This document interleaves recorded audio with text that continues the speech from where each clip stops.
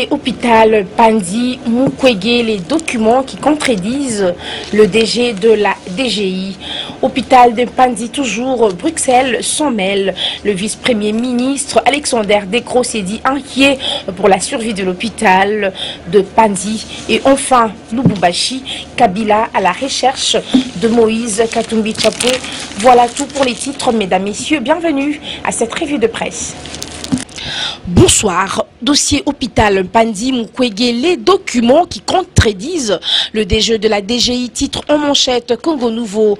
L'hôpital Panzi, établissement fondé par les docteurs Denis Mukwege au centre d'une polémique en République démocratique du Congo. L'administration lui réclame en effet plusieurs centaines de milliers de dollars en vertu de l'impôt professionnel sur la rémunération.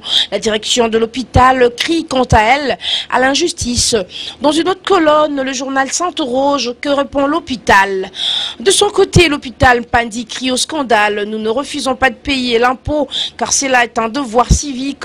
Mais comment comprendre que nous soyons le seul hôpital général de référence du pays à être astreint à payer l'IPR? S'interroge le docteur Mouima, présidente de l'Assemblée générale des Panzi. Selon sa direction, Panzi possède le statut d'hôpital général de référence HGR. Il estime surtout sur base d'une convention étatique du 21 août 2010 et d'une déclaration de l'inspection générale de la santé du Sud Kivu datant de janvier 2013.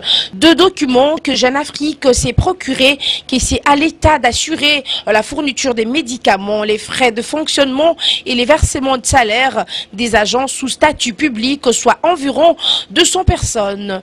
Et donc que l'administration fiscale doit récupérer à la source le montant de l'impôt. Ces employés sont des agents de l'État à part entière, estime le journal, à l'instar du personnel d'autres HGR qui sont soumis à un régime fiscal de prélèvement à la source par le ministère de Finances, explique Denis Mukwege.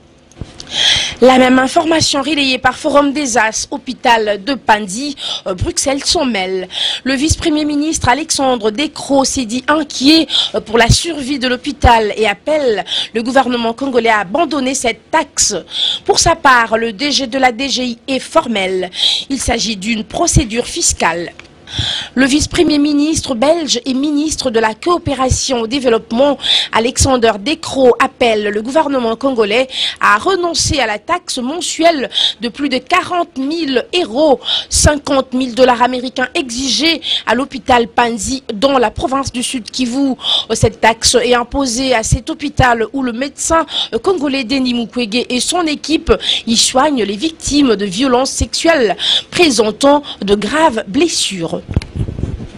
Selon une dépêche émanant de Bruxelles, cette taxe réclamée par les autorités de Kinshasa menace en effet le soin apporté aux victimes de viol.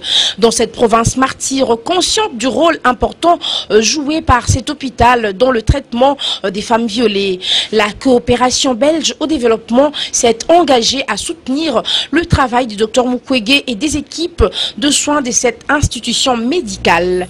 Avec la taxation de plus de 40 000 € par mois, le soin et les travail du Dr Mukwege à l'hôpital Panzi sont menacés. Les comptes de l'hôpital ont été saisis et la direction ne peut plus payer les salaires de 500 membres du personnel soignant que compte l'hôpital. De plus, souligne la dépêche, aucun autre hôpital public ne serait soumis à cette taxation, d'où l'indignation d'Alexander Decroix qui se dit inquiet pour la survie de l'hôpital Panzi et appelle donc les gouvernements congolais à abandonner cette taxe. Par contre, la DGI est formelle lors d'une conférence de presse le lundi 5 janvier dernier à Kinshasa. Le patron de l'administration fiscale, Dieudonné Lokadi, a souligné que l'impôt est à la charge du personnel et non de l'hôpital. Ce traitement s'applique à tout le monde. La formation médicale de la ville de Bukavu n'a pas respecté la procédure fiscale depuis l'exercice 2012.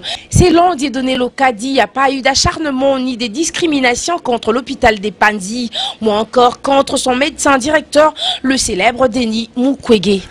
L'objectif, enfin boucle cette revue de presse avec ce titre.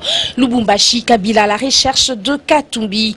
En ce jour à Lubumbashi, depuis près d'une semaine, remonte le journal. Joseph Kabila cherche en vain à rencontrer les gouverneurs Moïse Katumbi.